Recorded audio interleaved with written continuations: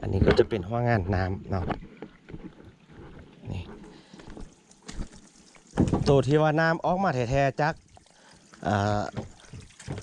ห้อยน้ำก็จะเป็นแบบนี้หอนี้หนึ่งเลยทุกคนที่ว่าบอลที่ว่าน้ำมันออกมาเนาะนี่ก็จะออกตลอดปีทุกคนเนาะบอลเฮกสังเกตเบิ้งผ่านๆมาบอลเฮกมายังได้ก็ออกแบบนี้แหละเนาะนี่ออกซ้ำนี้เนาะแล้วเพื่อนก็จะมากออันคูน้ำตันไว้บนนี้นี่เนาะ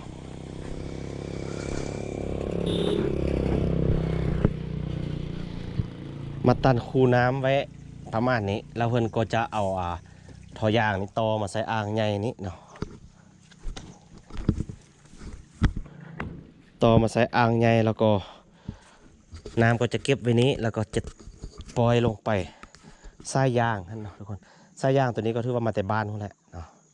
ต้นนี้ทุกคนสูงหักสูงแหวโอ้สูงจังเลยฟัน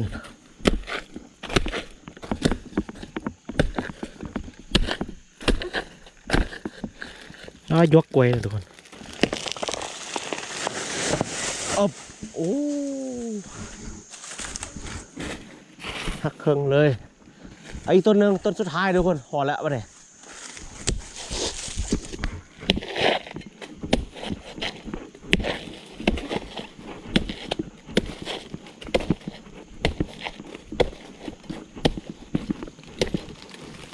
หนึ่งสองสามพอละเนาะอย่าดำม้าได้ทุกคนอันนี้เป็นกล้วยปลาเนาะ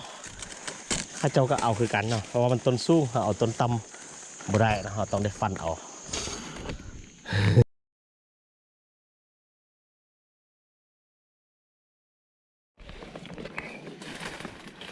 นี่ทุกคนม้ามันจะเป็นแบบนี้นะทุกคนเนาะนี่แซ่บทุกคน เอาไปนึ่งเนาะนึ่งแล้วในมันจะเป็นแบบเป็นแต่แซ่บคักเลยในมันรสชาติก็จะเอาคมๆหวานๆทุกคนใส่อีกตึงมันละบ่ฮะนี่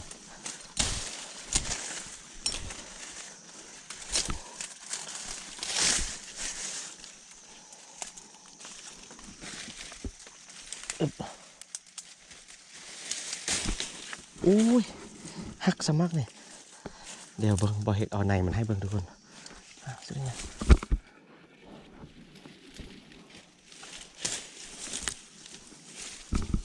มันละบ่เห็นบ่มันละเนอะโอ้ยเฮ้ย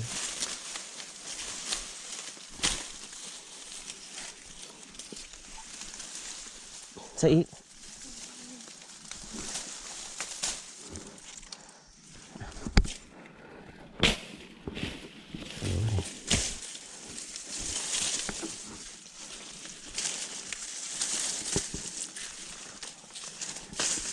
ร้อย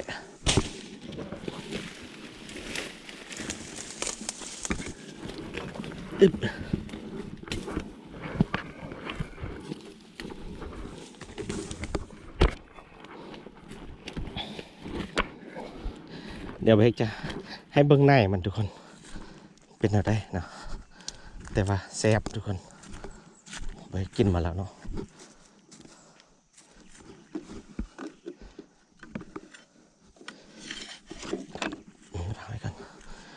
ไปจะให้เบิ่งเด้อ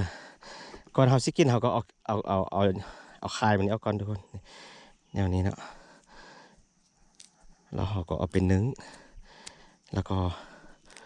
ในมันจะเป็นแนวนี้นี่ทุกคนในมันเป็นแนวนี้เนาะแซ่บรสชาติคมๆหวานๆเนาะ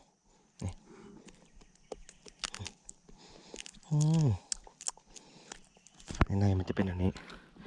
จะแซ่บเนาะกินกับห่อหมกทุกคนได้ละเพ่ได้ไล่เติบ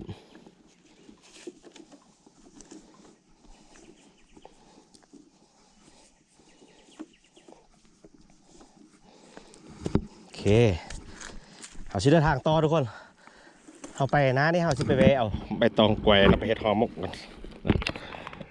เอ้ย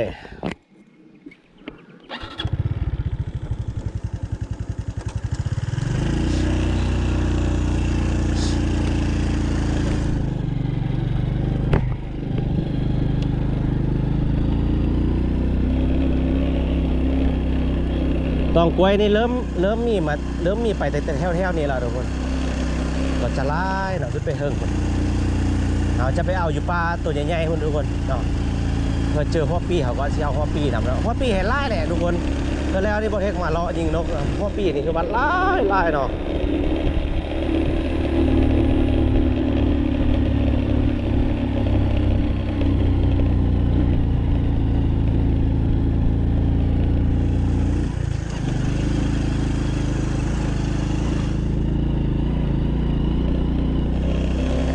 กลับแล้วมื่อนี้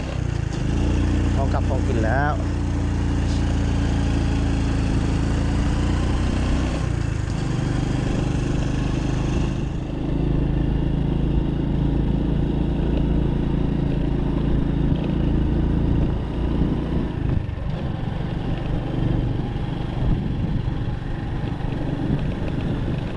บริเวณนี้ถือว่าเป็นป่าใหญ่อยู่ทุกคนเนาะ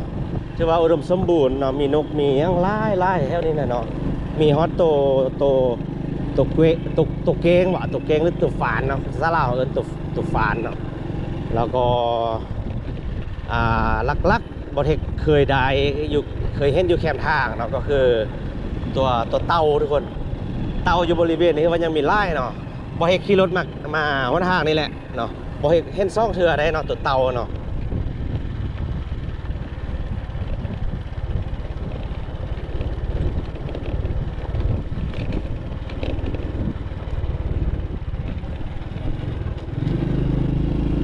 บริเวณนี้ไปก็ถือว่าเป็นปักกล้วยไปละเนาะ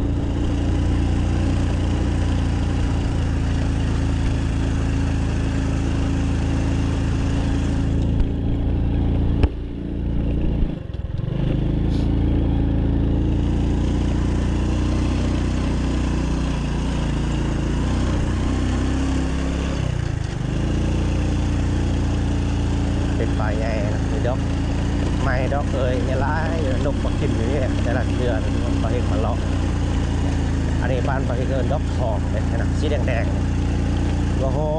ว่าอยู่บ้านอื่นเอิญยังเนาะดอกจานบอกเนาะดอกแดงๆเลย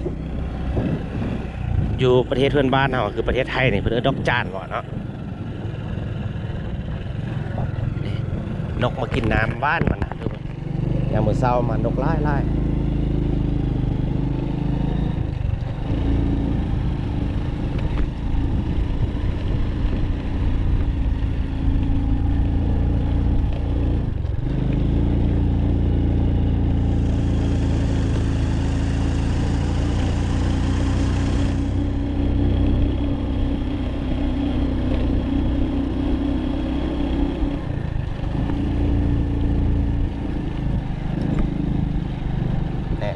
อันนี้ก็จะเป็นหัวงานน้ำนะทุกคนที่ว่าประชาชนบ้านชาวบ้านสมะคนไซเนาะเดี๋ยวเบิ้งประเทศจะไปถ่ายให้ทุกคนเบิ้งนะ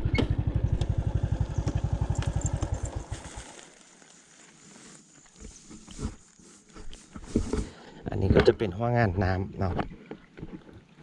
นี่ตัวที่ว่าน้ำออกมาแท้ๆจากห้วยน้ำก็จะเป็นแบบนี้หอนี้หนึ่งเลยทุกคนคิดว่าบอลที่ว่าน้ำมันออกมาเนาะนี่ก็จะออกตลอดปีทุกคนเนาะบอลเทคสังเกตเบิ้งผ่านมาบอลเทคมายังได้ก็ออกแบบนี้แหละเนาะนี่ออกซ้ำนี้เนาะแล้วคนก็จะมากออันคูน้ำตันไว้บนนี้นี่เนาะ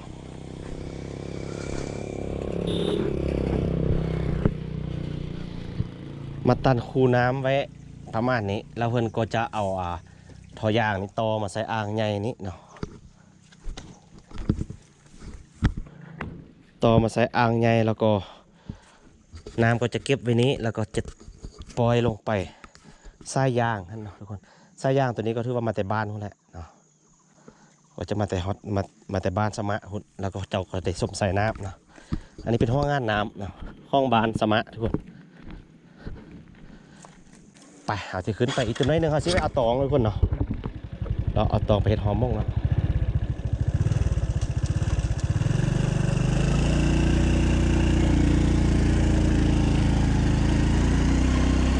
ส่วนอากาศนะทุกคนอยู่บริเวณนี้ก็จะหนาวเนาะมือเช้าบ่มือแรงบ่สิมานี่อากาศแถวนี้จะเย็นเป็นพิเศษเนาะมันเป็นป่าใหญ่อยู่นี่แดดทุกคนมันชื้นเนาะมันมีความชื้นไล่อยู่แถวๆนี้เนาะ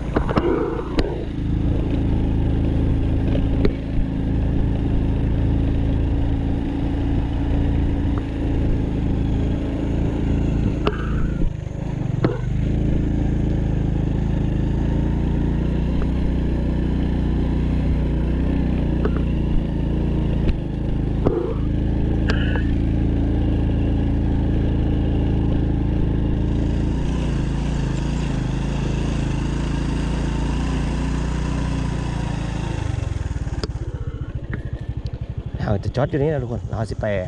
เอาไปตอกอยู่เพิ่งนี้เนาะ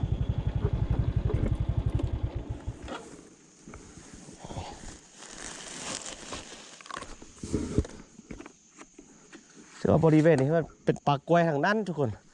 บอกว่าสิเป็นทางลุมบอกว่าสิเป็นทางเทิงนะแต่ว่าบ่เฮ็ดสิไปเอาทางเทิงนี้เนาะเพราะว่ามันบ่ได้ย่างขึ้นภูเวลาลงมานะ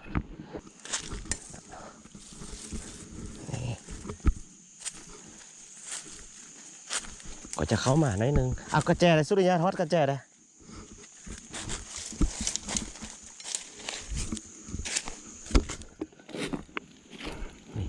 เข้ามาหน่อยนึงก็จะเรียกว่าเต็มไปด้วยปากกล้วยนะทุกคน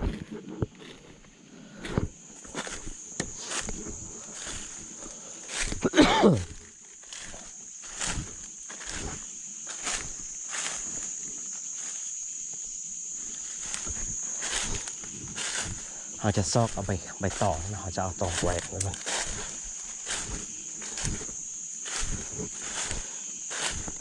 นี่ไปตองจริงก็ไล่ทุกคนนี่อันนี้เนี่ยการอันนี้แหละทุกคนที่ว่าเขาจะเอาไปเห็ดซาร์ดเมื่อกี้นี่นะเนาะมันจะตัดเอาแนวนี้เนาะแล้วก็ตัดใบมันนี่ออกใบมันนี่บางเจ้าก็เอาทุกคนเอาไปเห็ดเป็นแผ่นเรียงกันเลยล่แล้วก็เอาไปมุงหลังคาเนาะหลังคาเฮือนไฟบอสิเตียงหน้าบอสิเพิ่นเอาตัวนี้ไปเด้อันนี้ก็ใส่ได้เนาะส่วนการมันก็จะเวลาอยู่แถวๆอันห้วยซ้ำลึกๆไกลๆปลานะทุกคนอยู่แถวๆห้วยเนาะมันจะต้นใหญ่เนาะเนี่ยเพิ่นก็เอาไปพาทางนี้แล้วเพิ่นก็จะมาขุดคือดังที่ว่าบ่เฮ็ดให้เบิ่งทุกคนเอาเฮ็ดพาทุกคนไปเบิ่งอยู่เขาเจ้าจักอยู่ขนาดเนาะแล้วเขาเจ้าก็จะเอาไปซ่านซาดเนาะคือว่าได้มาจากธรรมชาติล้วนๆทุกคน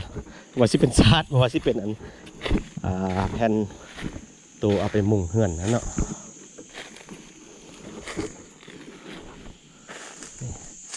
แล้วมาปักไว้ไล่นะแถวนี้ขึ้นไปถึงก็จะเป็นปักไว้มัดปักไว้ปลาเอาสิเอามอนี่แหละทุกคนเอาไปไกลหรอกเนาะสิฟันเอาต้นใหญ่คักได้ทุกคนต้นกล้วยแค่นี้แหละเนาะต้นสูงต้นใดเนาะ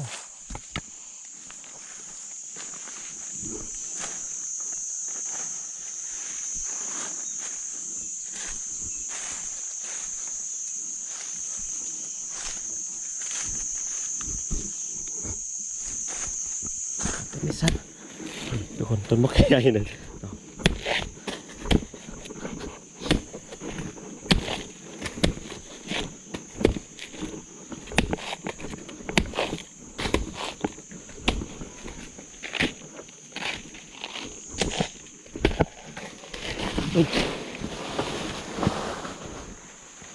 จนได้ปั๊มเอาปานปั๊มไม้เอากล้วยก็เอาไปตองกันเลยทุกคนต้นหนึ่ง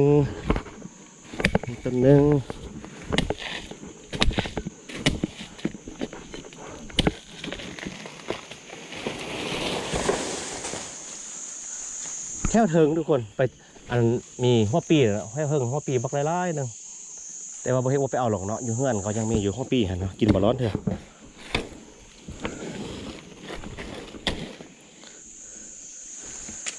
เอาไปตอง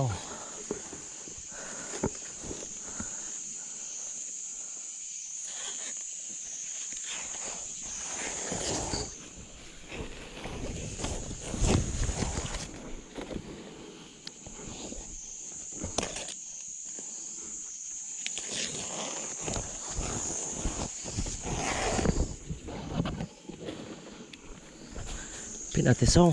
เป็นเอาแต่ใบเดียวนี่วะใบอื่นแก่แล้วทุกคน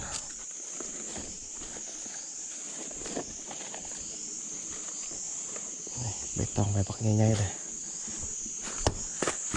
ต้นอื่นอีกเนาะ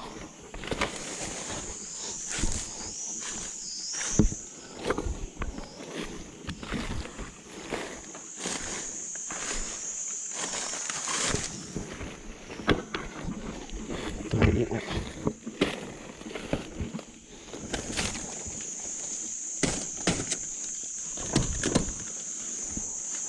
โอ้เขาฟันลงแห้งพุดเลยทุกคนมันก็เลยว่าคาดเนาะ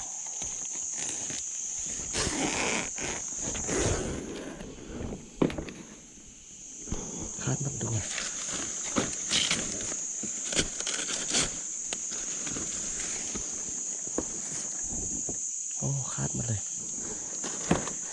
เฮ็ดใบเดียวต้นลำใบ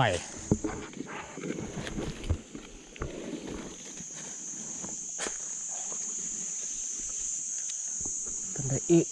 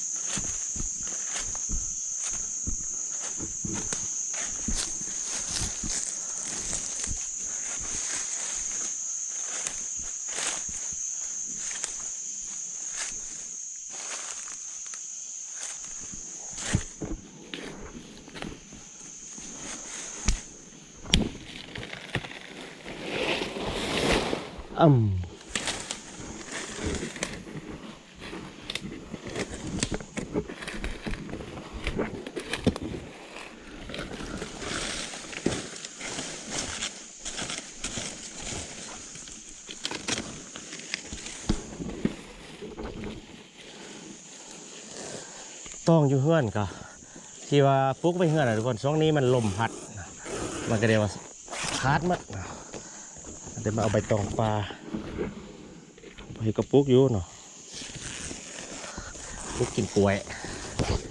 กินมัดกล้วยเนาะ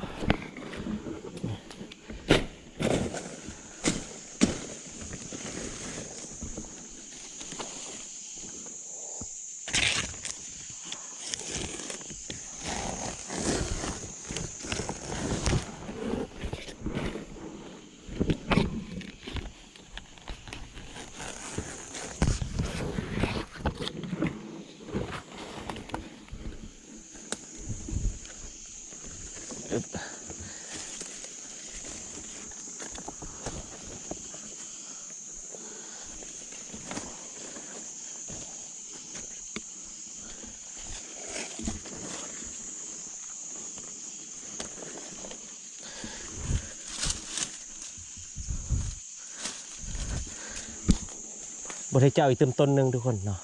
เอาไปไล่เด้เพื่อยังเพื่อเอาไปใส่เนาะบางทีแฟนบอกอยากกินข้าวต้มเนาะบางทีเพิ่นเฮ็ดข้าวห่อข้าวต้มเนาะเอาอีกต้นก่อน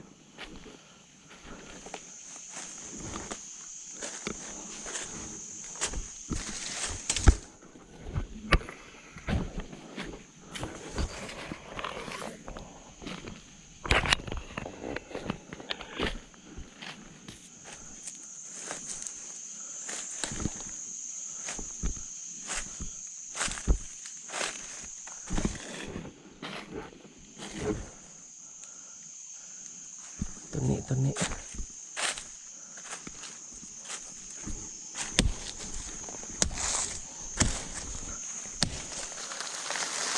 อ๊บ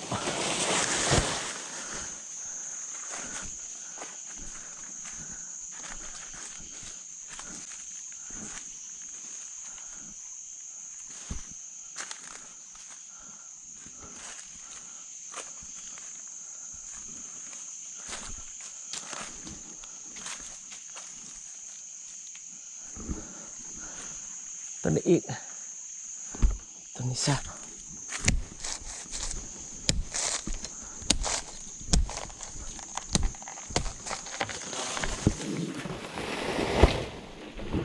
อ๋อเสียงปั๊มกล้วยดำมันแห้งหนึ่ง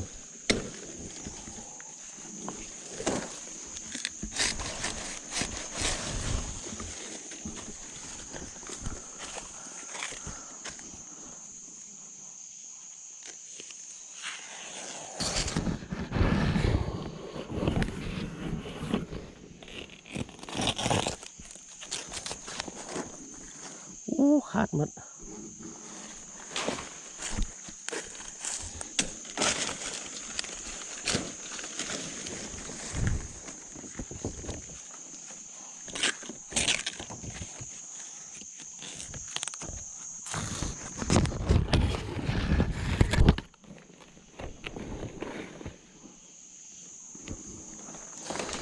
ขาดมาทุกคนต้นหนึ่งก็ได้เบื้องเดียวหนึ่งเนาะ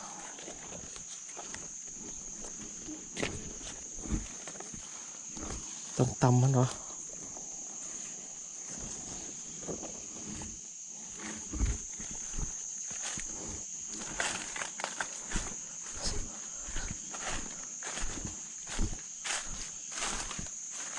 โอ้ใบนี้เลยทุกคน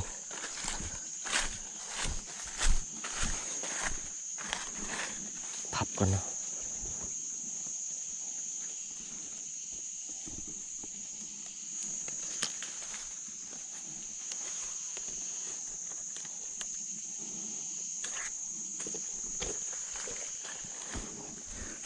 อย่าจับเด้อว่าต้นนี้ทุกคนสู้หักสู้แหว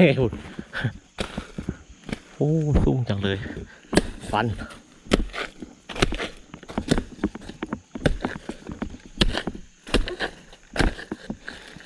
ยกกล้วยเลยทุกคนอบโอ้หักเครื่องเลยไอ้ต้นหนึ่งต้นสุดท้ายทุกคนพอแล้ววะเนี่ย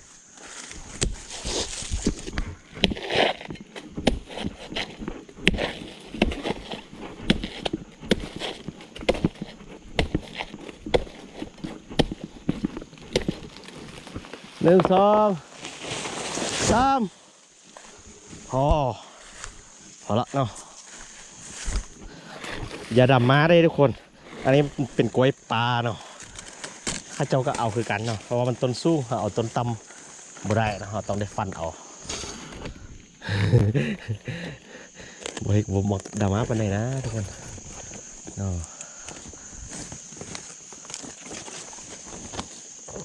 ต้องปลาน้ำบ่อึดฟันก็ขึ้นมาใหม่ติ๊ก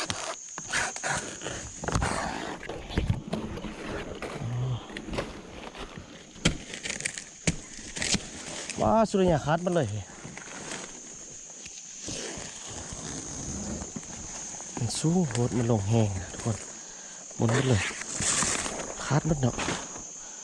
โอ้เดี๋ยวสิได้ไล่ได้น้อยหนึ่งสับ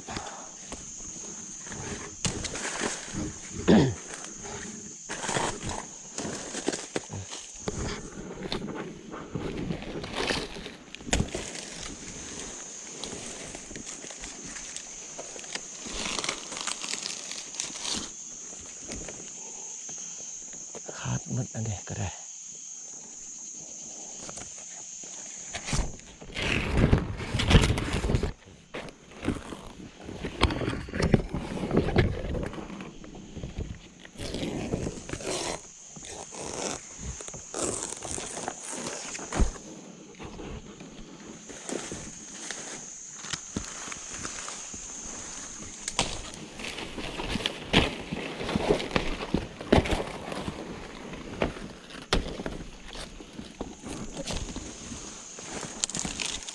อึ๊บ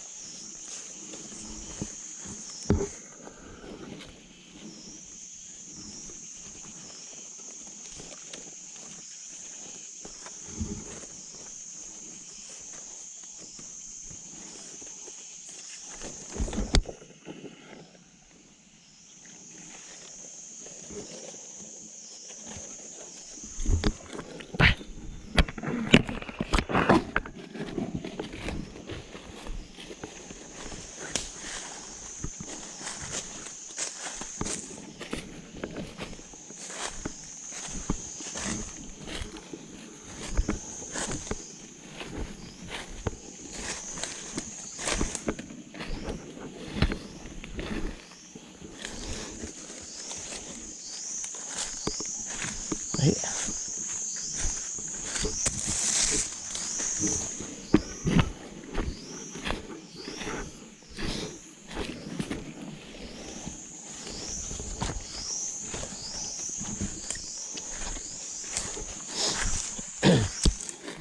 แพ้บ่สุริยาแพ้บ่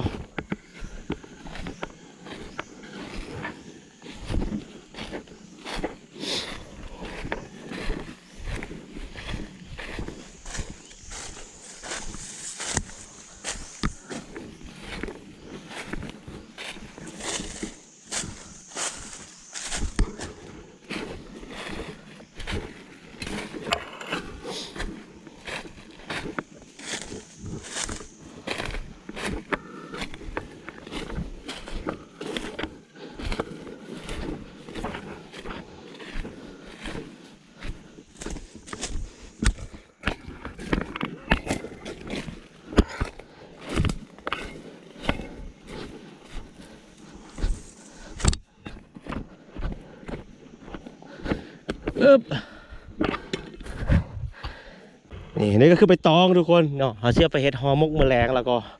เอาไปให้เขาจะเฮ็ดข้าวต้มแน่เนาะไว้ได้แล้วเขากันแล้วนะทุกคนเอาวางไว้ก่อนก็ได้เอาแต่เห็ดฉันเขาสิเดินทางกลับแล้วนะทุกคนรอบนี้เขาสิเดินทางกลับไปบ้านเนาะ